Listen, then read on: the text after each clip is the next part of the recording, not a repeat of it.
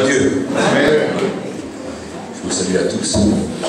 Voilà, c'est une joie, un honneur aussi d'être parmi vous et surtout, je me réjouis de voir que rien n'arrête l'œuvre de Dieu. L'œuvre de Dieu avance. Il dit que sa parole, elle court, elle remplit toute la terre. Et on peut dire aujourd'hui que la dernière prophétie avant le retour du Maître Jésus, c'est-à-dire avant l'enlèvement de l'Église, la dernière prophétie véritablement réalisée, l'évangélisation sur les 5 continents. Et aujourd'hui, on peut dire que sur les 5 continents, l'évangile est prêché. Jésus peut revenir bientôt. Nous l'attendons. Nous le désirons. On va quand même pas lui dire attends, on ne peut pas. Vu qu'il est écrit que l'Esprit lui-même, le Saint-Esprit lui-même dit viens. Et l'épouse, l'Église, la vraie Église, celle qui s'attache au Maître, celle qui l'attend, dit viens. Et lui il répond oui, je viens bientôt. Bientôt le Maître vient. Bientôt Jésus vient. Nous l'attendons, mais nous n'avons plus de temps à perdre.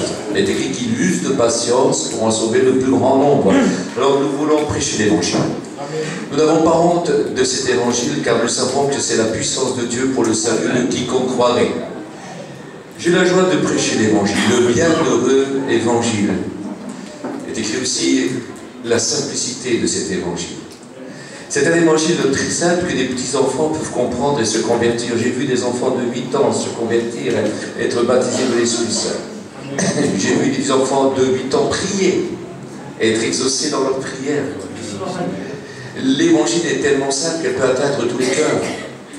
Même les cœurs les plus durs, les plus endurcis face à l'évangile, c'est-à-dire face à la vérité. Parce qu'il n'y a pas de force contre la vérité. Il n'y en a que pour la vérité. Et quand la vérité est dite, écoutez, la vérité, c'est ce qu'on a le plus besoin d'entendre. Ne pas être trompé. Ne pas être trompé. C'est ce que tout homme, c'est ce que toute femme veut. Le plus grand trompeur de l'histoire, l'homme le plus trompeur, ne veut pas qu'on le trompe. L'homme le plus trompeur aime qu'on lui dise la vérité. Parce que la vérité se conduit dans l'erreur. Oui, mais pas l'évangile. Jésus dit, je suis la vérité. Amen. Vous avez vu, je suis fier de vous annoncer cet évangile et avec vous, je voudrais lire un passage dans sa parole, dans la parole de Dieu, dans le 2e livre de Timothée, au chapitre 1, et on va lire le verset 9 et le verset 10. Voilà.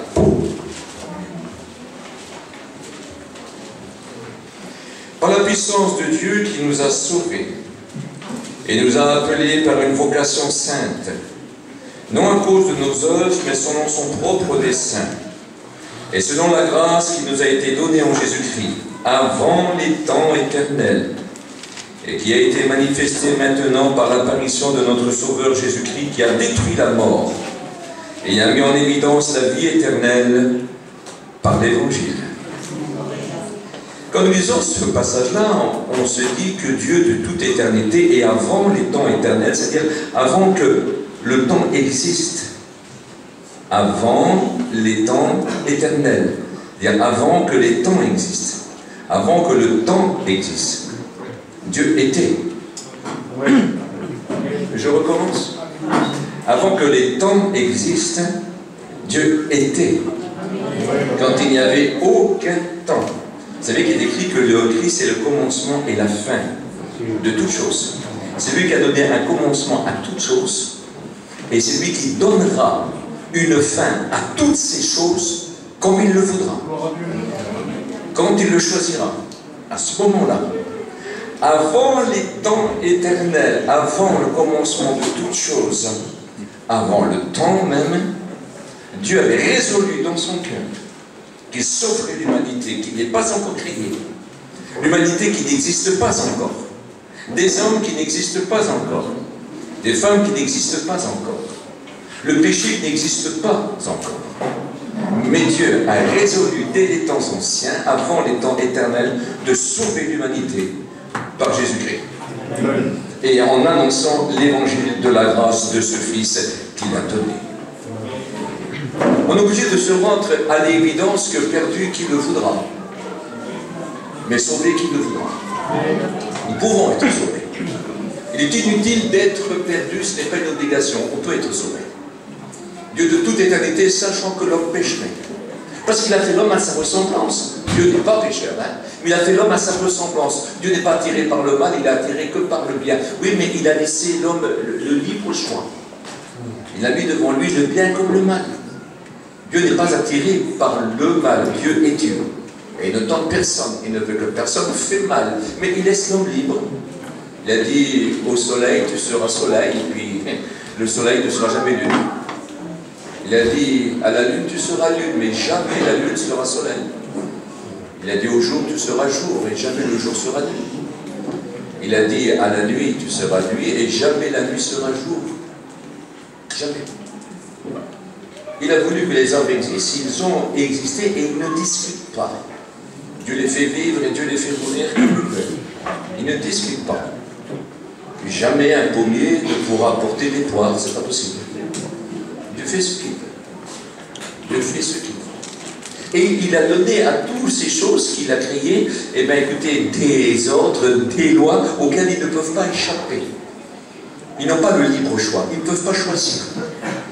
Ils sont ce qu'ils sont, et leur raison d'être, c'est de faire pourquoi ils sont créés.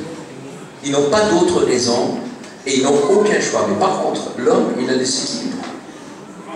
Et ça, c'est à sa ressemblance. Il a laissé libre. Dieu décide. Et l'homme aussi a le droit de décider. Il a créé toute la nature, tout ce qui nous environne, tout ce que nous voyons, le monde visible, et il l'a créé pour l'homme. Ça c'est pour l'homme.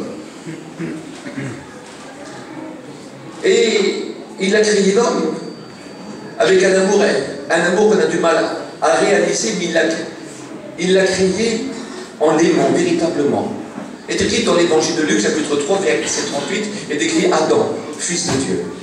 Il ne dit pas sur le soleil, il ne dira pas sur la nuit, il ne dira pas sur le jour, il ne dira pas aux étoiles, il ne dira pas aux arbres, il dit à la mer, non, mais il le dit à l'homme. Adam, fils de Dieu. Il aimait.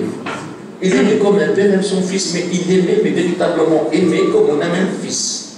Mais aimé à la manière de Dieu. C'est beaucoup plus grand encore. Un amour éternel. Parce que Dieu est éternel et dans son amour, il est éternel. Il est éternellement fort et infiniment fort dans tout ce qu'il fait. Il est éternellement science, il sait tout, absolument tout. Et il est éternel dans toutes ces choses. Il est partout, éternellement présent. Les temps n'ont pas d'époque sur lui. Ils n'ont aucun temps, rien. Il est avant tous les temps, nous l'avons lu, c'est lui qui fait les temps. Il est dans tous les temps en même temps. Il les connaît avant qu'ils existent. Ces temps-là, il les a créés pour nous. Il les a créés pour tout ce qui est créé. Mais lui est avant toute création. Il avait créé toutes ces choses-là par son Fils. Il l'a voulu et son Fils l'a créé. Et puis il l'a fait d'une façon particulière qu'ensuite il remet toutes ces choses à son Fils. Une chose exceptionnelle. Et voici l'homme aîné, créé des mains de Dieu. Un homme parfait, sans péché. Un homme juste, droit, intègre. Un homme sans défaut, de la tête aux pieds. Un homme dont la maladie n'a pas d'emprise. Le péché n'a pas d'emprise. Un homme qui a le pouvoir de dire non au péché et qui a le pouvoir, s'il le veut, de prendre Satan et de le jeter très loin. L'homme était beaucoup plus fort que Satan. Beaucoup plus fort. Il avait le pouvoir de lui dire non comme il voulait. Beaucoup plus dur. Le jardin était pour l'homme et l'homme était le gardien de ce jardin-là. Et l'homme était le patron et le propriétaire de ce jardin-là. Dieu avait fait ce jardin-là pour lui. Et ça, c'était le royaume de l'homme. Et puis, Satan n'avait aucun pouvoir là. Aucun pouvoir. Le roi du jardin était l'homme. Mais le Dieu de l'homme, c'était Dieu. Et il fallait que l'homme ait toujours les regards sur ce Dieu-là, et puis qu'il aime. Et puis, il a aimé ce Dieu-là. Et il eut les regards sur ce Dieu-là. Je ne sais pas combien de temps, mais je sais que c'est comme ça. Et puis, Dieu a fait une chose extraordinaire. Dieu lui a donné une aide. Mais cette aide signifie critique. Mais pas dans le sens critique de te faire du mal, de t'humilier, de te critiquer, parce que ça, c'est péché. Mais c'est le mot critique. C'était une véritable aide pour pas qu'il tombe. Une véritable aide pour l'aider à avoir toujours les yeux fixés sur le Maître. Mais voici que cette aide-là a raté sa vocation. Au lieu de diriger les regards vers Dieu, elle-même ne les dirigeait pas. Au lieu de diriger les regards de son mari vers Dieu, elle n'avait qu'un seul regard, c'était sur l'arbre. Fruit qui était défendu, la connaissance du bien et du mal. Oh, elle avait déjà la connaissance du bien, elle l'avait déjà. Et elle pouvait en profiter pleinement, parce que la connaissance du bien, c'est pouvoir en profiter pleinement. Et ils en profitaient pleinement.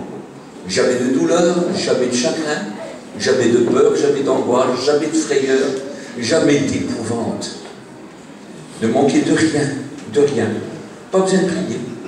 Ces gens-là ne priaient pas, ils n'en avaient pas besoin, parce qu'ils ne manquaient de rien. Ces gens-là avaient qu'à louer et à adorer Dieu. Ils avaient pas peur de la mort, pas peur du lendemain, il n'y a pas de lendemain mauvais. Tout simplement faire ce que Dieu disait, mange tout ce que tu veux, mais l'arbre là qui est au milieu, ça c'est mon autorité. Et tu n'as pas le droit de t'en manger. Le jour que tu en rejettes, c'est que tu rejettes le bien et que tu acceptes le mal. Moi je ne suis pas tenté par tout ce qui est mal. Le jour que tu l'acceptes, c'est que tu prends l'autorité du mal. Alors là, tu le goûteras. Et tu connaîtras ce que c'est que ce mal-là. Parce que ce mal-là produira la mort. Oui, mais la mort signifie quoi? La mort signifie séparer. Tu connaîtras ce qui est séparé. C'est-à-dire séparé de Dieu. Oh, il ne s'est jamais véritablement séparé d'eux. Non, il n'a jamais coupé la communion. L'homme a toujours eu le droit de prier. Et Dieu est toujours venu en aide à l'homme. Toujours, toujours. Mais il fut puni. Il connaîtra la mort physique. Il connaîtra tout ce qui est misère, angoisse, parce qu'avec la connaissance du mal, c'est pas savoir seulement que le mal c'est ça, c'est de goûter au mal. C'est de participer au mal, mais de connaître tous les méfaits que le mal peut apporter. Le mal amène des méfaits. Quand vous êtes malade, vous avez mal. Le mal a des méfaits terribles, a une emprise terrible.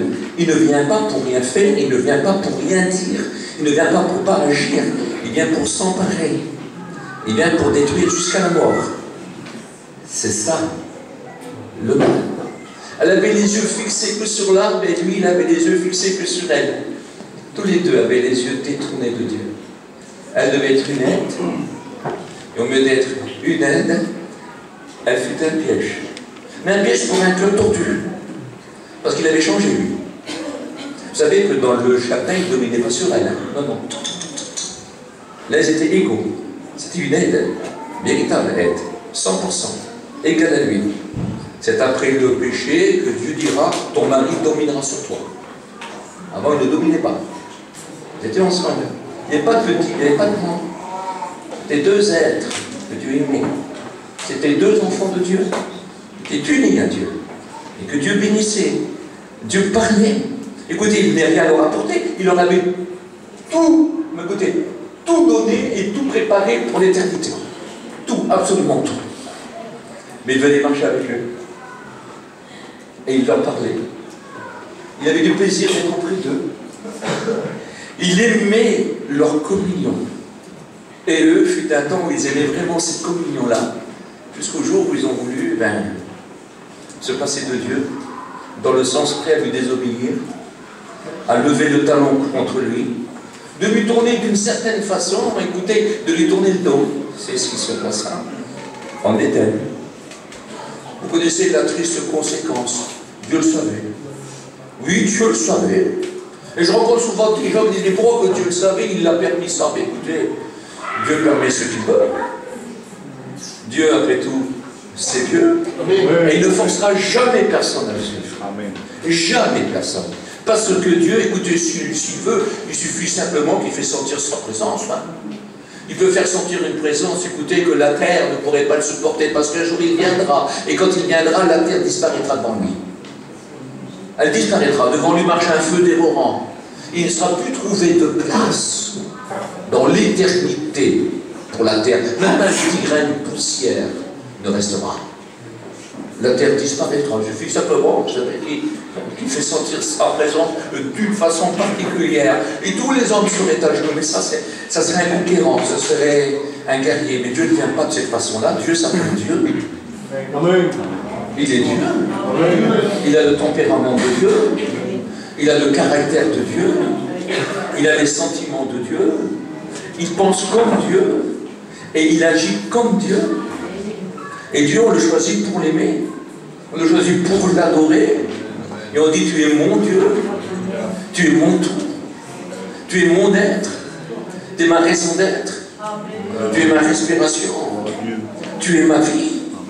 Tu es mon Dieu. Tu es irremplaçable. Tu es incomparable. Rien ne m'attire plus que toi. Rien ne te vaut. Tu es mon Dieu. Mon Dieu.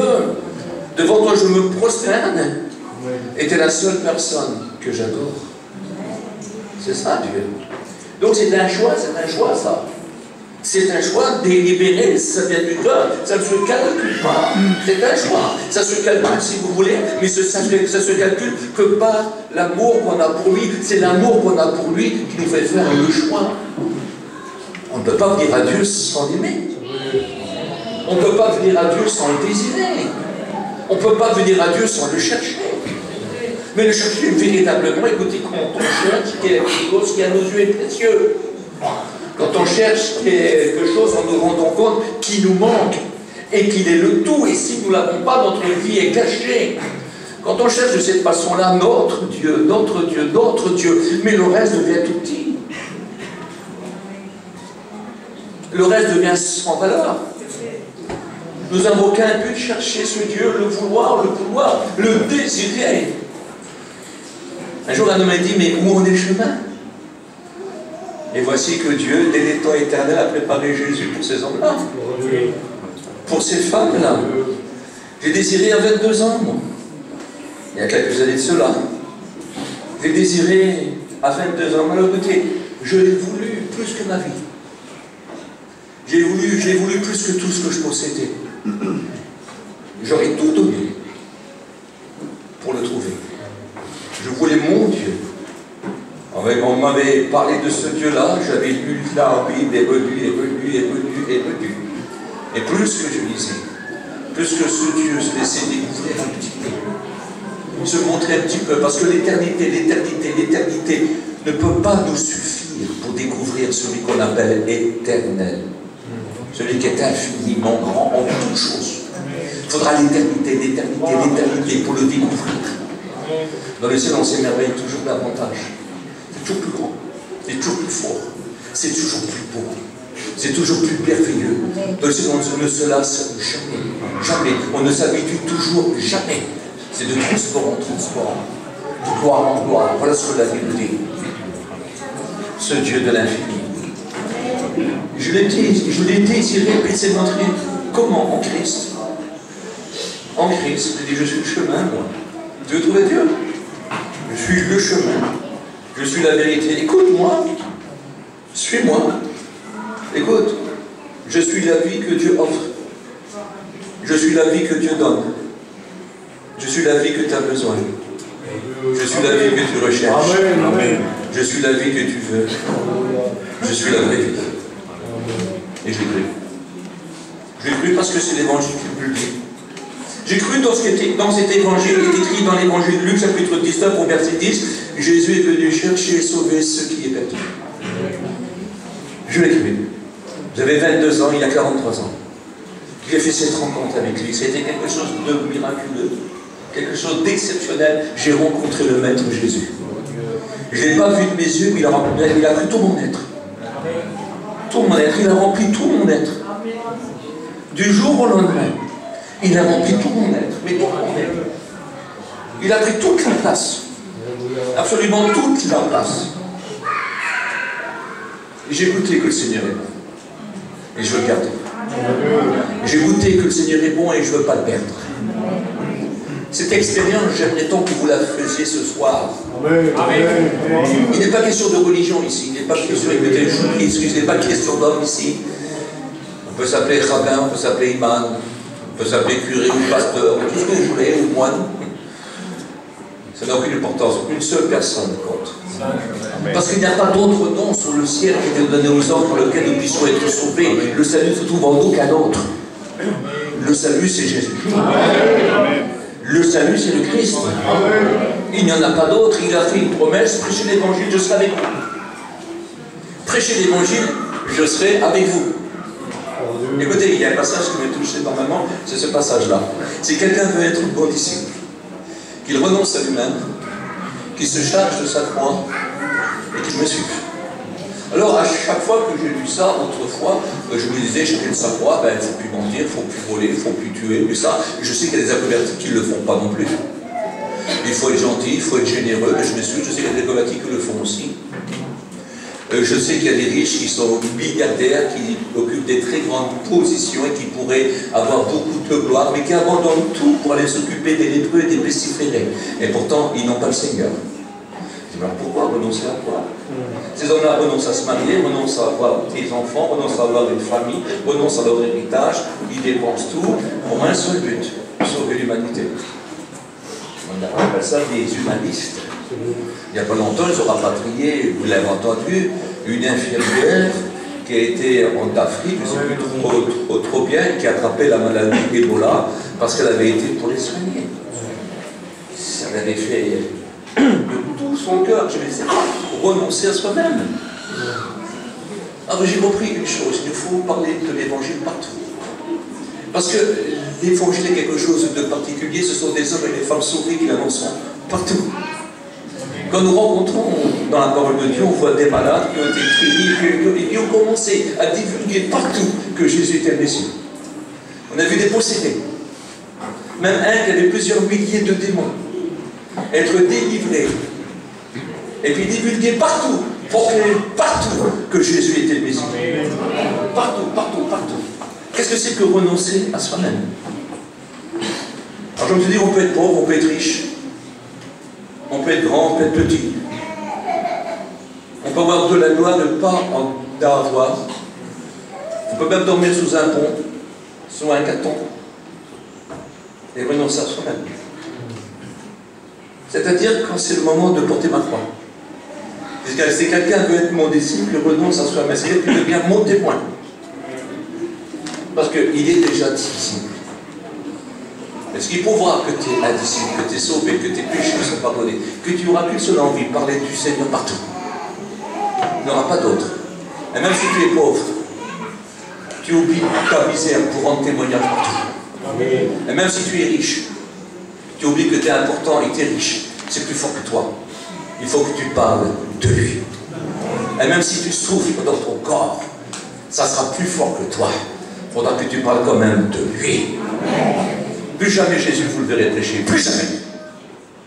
Plus jamais vous verrez la première église, les premiers chrétiens prêcher l'évangile, plus jamais, mais vous nous verrez à nous. Vous verrez les pauvres, vous verrez les riches, vous verrez les grands, vous verrez les petits, les hommes de pouvoir et ceux qui ne sont pas au pouvoir. Vous verrez des maîtres et des esclaves. J'ai lu un livre, j'ai un livre un petit peu spécial là, qui parle de Néron et de l'apôtre Pierre. Qui parle de Néron et des premiers chrétiens. Et puis il y avait une femme qui était incroyable, c'était une esclave, mais elle était chrétienne. Et puis elle avait sa maîtresse qui était une chrétienne aussi. Et puis voici qu'un jour, on a su que cette femme puissante, cette femme riche était chrétienne, on était venus pour la prendre et la mettre à mort. Et l'esclave était chrétienne aussi. Et quand on a pris sa maîtresse, elle a dit, moi aussi je suis une chrétienne. Et puis tous les deux ont été brûlés vifs. Porter sa croix dans les bons comme dans les mauvais jours. La mort, il ne le craignait pas. Écoutez, c'est une mort épouvantable qui fait trembler des rois, qui fait trembler des grands chefs de guerre. Cette mort épouvantable. Cette mort épouvantable qui ont rempli d'effroi des héros. Cette mort épouvantable de simples jeunes gens. Des enfants de 10 ans, de 12 ans, de 8 ans, de 6 ans même. Des jeunes femmes de 18 ans, de 20 ans, de 25 ans. Des vieillards ont été en chantant devant des bêtes, devant des lions, devant des tigres, devant des bêtes en furie, devant le bûcher, devant les épées, devant les haches qui les décapitaient, devant les scies qui les sciaient en deux. Elle revêtait de peau de bêtes qui, en séchant, se rétrécissaient et les broyaient littéralement. Et ils allaient en chantant. Ils allaient en louant. Ils allaient en priant pour leur pouvoir. Et ils allaient en proclamant l'évangile. C'était plus fort qu'eux. Même à la mort, il fallait qu'ils parlent encore de leur sauveur. Ça nous échappe. C'est pas de la religion, ça. Hein? C'est Dieu en nous. C'est le Christ. Et puis partout, c'est plus fort que nous. Même si on aurait des grands problèmes à la maison. Quand le Seigneur nous appelle à emmener la croix quelque part, de la faire parler, de la montrer, de la faire agir, on oublie tout. Et on prend la croix. Et dit, celui qui va être mon disciple, qui se charge de la croix et qui me suivre, je l'emmènerai, je lui dirai où. Je lui montrerai où il faudra aller, je lui montrerai ce qu'il devra dire. Sans manière et sans chichi. On n'est pas des gens de spectacle. On est des porteurs de l'évangile. On est des porteurs de la grâce. Et puis ils y vont. Puis ils amènent la croix partout. Là où le Seigneur veut. Et à cause de ce message de la croix, là, eh bien, partout, des gens se convertissent. Et puis il se passe des choses parce qu'il se dégage de la croix une force. On est capable de mourir pour lui, mais cette croix est capable même de ressusciter les morts. Des gens qui sont malades, des fois s'oublient, mais quand on va avec cette croix-là, des miracles se font. Et des malades sont guéris. Écoutez que ce Maître Jésus, il est venu de la Bible, de la volume dès les temps anciens, il a prédestiné son Fils Jésus pour une chose, pour sauver l'humanité et pour anéantir la mort. Mais c'est incroyable, c'est incroyable. Enlever de la mort tout son pouvoir. C'est-à-dire, je vais mourir peut-être demain, mais Dieu lui enlève son pouvoir. Comme la mort n'a pas pu garder Jésus, la mort ne pourra pas non plus me garder, je ressusciterai. C'est exceptionnel. La mort n'aura pas de pouvoir sur moi. Elle n'aura pas de pouvoir sur vous. Et si tu te convertis ce soir, la mort n'aura pas de pouvoir sur toi. Jésus va te ressusciter. C'est exceptionnel. Vous parlez d'une bonne nouvelle. Mais qu'est-ce que c'est beau l'évangile. Écoutez, c'est par le moyen de la foi que nous sommes sauvés. C'est la grâce qui nous l'accorde. Croyons. La Bible dit qu'il est celui qui récompense ceux qui ont de la foi. Et la foi, c'est de croire que Jésus-Christ est notre Sauveur. Qu'avant que le monde fût créé, déjà il nous connaissait. De toute façon, c'est marqué. Apocalypse 13 et Apocalypse 17. C'est marqué. Avant la fondation du monde, les noms de ceux qui auraient dit oui étaient déjà inscrits dans le livre de vie de l'agneau. Et tous ceux qui ne furent pas trouvés inscrits dans le livre de l'agneau furent jetés dans les temps ardents de feu et de soufre. Il avait déjà tout préparé. Il savait déjà ceux qui auraient dit oui et ceux qui auraient dit non. Il veut que le monde entier soit sauvé, parce que le salaire du salut de l'humanité a été offert par Dieu. Dieu veut sauver tous les hommes. Mais n'empêchez pas Dieu d'être Dieu, de savoir. Dieu sait ceux qui diront oui. Et Dieu sait ceux qui diront non. Ce n'est pas une prédestination, même si tu veux, moi je ne veux pas. Non, non, non, non. Lui, même s'il ne veut pas, moi je veux. Ce n'est pas une prédestination. Il veut que le monde, tout le monde soit sauvé. Oui, c'est ceux qui vont dire oui. Par contre, il prédestine ceux qui diront oui à devenir à l'image de son Fils, à ressembler à son Fils. Cela est prédestiné. Et il ne prédestine pas d'abord pour qu'il soit sauvé. Je dis, je choisis celui-là et ce jour-là. Non, non, non. Il veut le monde entier. Mais ceux qui se convertissent, alors ceux-là, ils ressembleront à son Fils. Pour l'éternité. Ils régneront avec lui, ils seront héritiers avec lui. Ils ne recevront pas une petite partie du ciel. Non, ils recevront le ciel entier. Au ciel, il n'y a pas de cabane. Au ciel, la lumière, c'est Jésus. Et le temps, c'est Dieu lui-même. Dire Dieu est notre abri. La lumière et le flambeau, c'est Jésus. Quelque chose qui nous échappe. C'est beaucoup plus grand qu'on peut l'imaginer. C'est beaucoup plus, écoutez, c'est à la manière de Dieu, c'est le langage de Dieu. Nous serons semblables à Jésus, mais quelle maison Jésus aurait besoin? Non? Quelle maison? Quel soin Jésus aurait besoin? Quelle force pourrait s'opposer à Jésus? De quoi Jésus pourrait-il craindre? Rien, rien, rien. Nous lui ressemblerons. Nous lui ressemblerons. Nous lui ressemblerons. Que Dieu soit béni. C'est une bonne nouvelle, ça. Je m'excuse, ça, ce n'est pas de la religion. C'est l'évangile. L'évangile tel que nous devons l'entendre, tel que nous devons la recevoir. L'évangile tel que nous devons la vivre. Jésus avec nous. Jésus avec nous. Jésus pour nous. Jésus en nous. Et nous faisons tout pour lui, par lui et en lui. C'est en lui que nous savons Dieu. C'est en lui que nous connaissons Dieu. Nous connaissons la volonté de Dieu. Nous savons qui est Dieu à cause de Jésus. Et nous avons Dieu à cause de Jésus. Parce que je dis, celui qui me laisse rentrer dans sa vie, je vais rentrer, mais je vais rentrer avec mon Père. C'est excellent, non? Et je me tiens à la porte et je frappe. Si quelqu'un entend ma voix, si tu pourrais entendre sa voix ce soir et lui dire oui. Entre, Jésus, entre, je veux que tu rentres. Je suis d'accord, je suis d'accord, je suis d'accord. Je suis fatigué des grandes manifestations, je suis fatigué des grands cris, je suis fatigué de tant de gestes, je suis fatigué de tant de mots inutiles. On a besoin de Jésus. Amen. Il nous faut Jésus. Amen. Acceptons Jésus. Sans manière et sans chichi. Jésus est le seul et unique sauveur du monde. Celui qui a le Fils a la vie. Celui qui n'a pas le Fils demeure dans la mort et la colère de Dieu demeure sur lui. On a besoin du Fils. Amen. Acceptons le Fils, mes amis. Acceptons Jésus. Embrassons la cause du Fils avant que la colère de Dieu nous atteigne. Je vous en supplie. C'est dans le Fils que Dieu a mis tout son amour. En dehors du Fils, il reste que la colère de Dieu.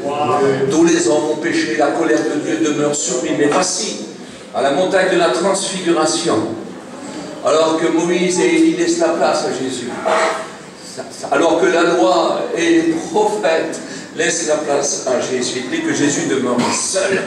À ce moment-là, une voix se fit entendre. Elle dit, voici mon Fils bien-aimé en qui j'ai mis tout mon amour. Écoutez-le. Tout l'amour de Dieu se trouve dans le Christ. Oui. Mais écoutez, c'est beaucoup plus que vous pouvez imaginer. Et écoutez, c'est embrasser sa cause. Écoutez, c'est devenir adhérent de son parti. Écoutez, c'est voter pour lui, pour qu'il soit d'entre moi. Écoutez, c'est de le suivre.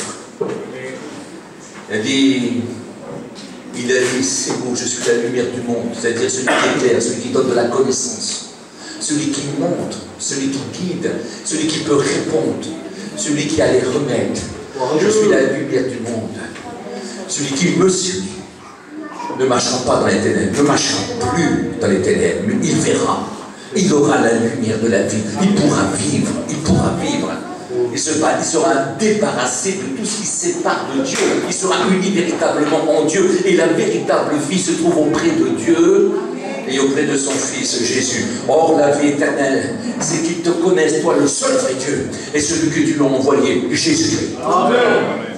Écoutez, il y a un seul nom, un seul nom, un seul nom. Jésus, Jésus, Jésus. Il n'y en a pas deux. Un seul intermédiaire, un seul chemin. Il dit qu'il nous a inauguré le chemin qui mène au ciel par le voile de son corps. Avec son corps qu'il a offert pour nous. Ce corps est un pont qui nous mène au trône de la grâce, qui nous mène au ciel. L'importance. La foi en Jésus-Christ, c'est comme si des amis qu'un navire mettrait son ancre dans la mer, et que cet ancre serait pris par un rocher, il serait bien. Il n'y a pas de danger pour lui. Les vagues ne peuvent pas l'emporter. La foi en Christ, c'est comme si on a mis notre ancre à nous. D'un navire qu'on ne sait pas mener, qu'on ne sait pas conduire. La tempête est beaucoup trop grande. Beaucoup trop grande. Parce que Jésus-Christ, si l'arche de Noé était un bateau en bois, notre arche à nous s'appelle Jésus. On a mis notre ancre dans la main de Dieu. Amen. Et croyez-moi, dans sa main, tout est bien. Dans sa main, on sera bien tenu. Dans sa main, qui pourra nous ravir de sa main? Mais personne, personne, personne. Il dit, personne ne pourra vous ravir de la main de mon Père. Quel nom merveilleux. Jésus, Jésus, Jésus. Il n'y en a pas d'autre. Il n'y en a pas d'autre. Écoutez, il n'y a pas d'avocat comme ça. Il n'y a pas d'intermédiaire quand il prie pour quelqu'un. C'est gagné. Tout ce qu'il demande à Dieu, Dieu dit oui. Dieu ne refuse jamais rien à son Fils. Sur la terre, il dit, tu fais toujours ce que je te demande. Les autres, je fais toujours tu fais toujours ce que je te demande, car je fais toujours ce qui t'est agréable. Et ce qui était agréable, c'est qu'il vient sauver le monde. Ce qui était agréable à Dieu, c'est que Jésus devient notre avocat et qu'il plaide pour nous. Et quand il plaide pour nous, le procès est gagné d'avance. Il veut écouter que son Fils. Il n'y a pas d'autre intermédiaire. Ça n'existe pas. Il écrit que Dieu a fait la paix avec l'humain par le sang de sa croix. Sa croix à lui. C'est lui qui l'écoute.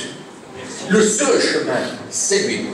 Le seul intermédiaire, c'est lui. Le seul avocat, c'est lui. Et quand il plaide, quand il prie, le Seigneur dit toujours oui. Parce que Dieu, dès les temps éternels, nous l'avons lu, a préparé Jésus comme le sauveur de l'humanité. Alors il vient avec son sang qu'il a répondu, tiens Père, regarde, j'en ai trouvé être sauvé. Alors il répondra à son Fils, ben purifie-le avec ton sang. Et lave-le, sauve-le. J'ai pas d'autre sauveur pour lui que toi. Sauve-le. Et un jour, sur mon ordre, tu iras le chercher. Et je me dis, moi, que ce soit par ma vie, que ce soit par ma mort, Christ sera glorifié dans mon corps. Oh oui, Christ sera glorifié dans mon corps. Jusqu'à la fin, je prêcherai l'évangile. Et dans n'importe quelle situation heureuse ou malheureuse, aucune importance. Parce que les drames se jouent partout. Les tragédies se jouent partout. Mais que ce soit dans les situations malheureuses ou heureuses, je porterai ma croix là où il la verra. Et je la porterai, je l'emmènerai, je la ferai parler. Et je la ferai agir. Partout. Partout. Je renoncerai à tout. À tout, à tout. Parce que c'est en renonçant à tout que je trouverai tout. C'est en donnant tout mon être qu'il me donnera tout son être. Ça recherchons premièrement le royaume des cieux et sa justice, que toutes les autres choses me seront données par-dessus. Car Dieu n'est pas ingrat pour oublier notre obéissance. Il est le rémunérateur de ceux qui le cherchent. Et ceux qui le suivent, ceux qui l'écoutent, ceux qui veulent savoir sa volonté. Il est heureux les saints en esprit, car le royaume des cieux leur appartient. On peut pas imaginer le royaume des cieux leur appartient, mais qu'est-ce que c'est que le royaume des cieux? Mais c'est la puissance éternelle et l'infini. C'est la gloire éternelle et infinie. Le royaume des cieux appartient. Alors Dieu est avec nous. Dieu est pour nous. Dieu est avec nous. Nous appartenons à Dieu et Dieu est notre Dieu. Alors Dieu nous appartient. C'est notre Dieu et il nous appartient. Le royaume des cieux nous appartient. Toute la gloire, toute la force nous appartient. Dieu est pour nous, il est avec nous. C'est ça. Quelle importance. Dans le vrai texte, les pauvres qui expriment, c'est ceux qui humilient leur esprit. On peut être un roi et humilier son esprit devant Dieu. On peut être le numéro 1 mondial et se convertir, humilier son esprit. On peut être le plus riche de l'humanité et se sentir pauvre face à Dieu. Parce que notre or face à Dieu, elle n'a pas cours. C'est comme les pierres de la rivière, pas plus de valeur, mais le riche qui s'humilie là. Et le vrai texte, c'est heureux les menteurs de l'esprit, car le royaume des cieux est pour eux. Les menteurs de leur esprit, malgré qu'ils sont tout petits, ils savent qu'ils ne peuvent pas faire de Dieu. Et Dieu, ça ne se mérite pas. Et Dieu, ça ne se paye pas. Les faveurs de Dieu ne se méritent pas et ne s'achètent pas. Les faveurs se reçoivent par la foi. C'est par grâce. Alors nous sommes des mendiants de l'esprit. Un mendiant sait qu'il n'est pas digne. Il sait non plus qu'il ne le mérite pas. Et il sait que celui qui le donne n'est pas obligé. Alors il mendie. Il ne réclame pas. Il mendie. Il ne commande pas. Il supplie. Heureux les mendiants de l'esprit. Et qui que tu sois grand ou petit, si tu sais t'humilier devant lui. C'est d'être comme un mendiant, Seigneur, j'ai besoin de toi. Souvenez-vous de cet aveugle honteux, ce lépreux qui dit, si tu le veux, tu peux me rendre pur. Si tu le veux, tu as tous les pouvoirs. Est-ce que je le mérite? Est-ce que j'en suis digne? Mais si tu le veux, tu peux. peut nous rendre purs. Et Dieu l'a purifié. Heureux les mendiants de l'esprit, le royaume des cieux s'ouvre pour eux. Quand on va monter à la porte du ciel, mes amis, il dit celui qui frappe, on lui ouvrira. Celui qui cherche, il trouvera, et celui qui demande, il lui sera donné. Et je suis un de ces mendiants-là. J'aime aller frapper au ciel. Et je te conseille d'aller frapper au ciel. Et cette porte-là porte un nom. Jésus. Amen. Jésus. Amen. Jésus. Amen. Tu le cherches. Tu cherches Dieu, il y a un chemin. Jésus. Jésus. Jésus. Amen. Tu ne peux pas être déçu. Alors demande à lui.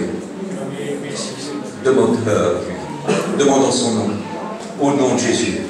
Tout ce que tu demandes au nom de Jésus, c'est-à-dire de la part de Jésus. Si tu te présentes devant le ciel, de la part de Jésus, tu peux rentrer. Si tu te présentes devant le ciel, de la part de Jésus, tu peux frapper. Si tu te présentes devant le ciel, de la part de Jésus, tu peux demander. Si tu te présentes devant le ciel, de la part de Jésus, tu recevras. C'est une certitude. Veux-tu être sauvé? Veux-tu être sauvé? Veux-tu accepter Jésus? Voulez-vous que nous ayons un temps de prière? Est-ce que vous décidez? Tu es vivant et tu es présent. Gloire. Gloire à ton nom. Tu es présent, Jésus. Tu es le seul et l'unique sauveur. Il n'y a pas d'autre. Le salut ne se trouve en aucun autre. Sur le ciel, il n'y a pas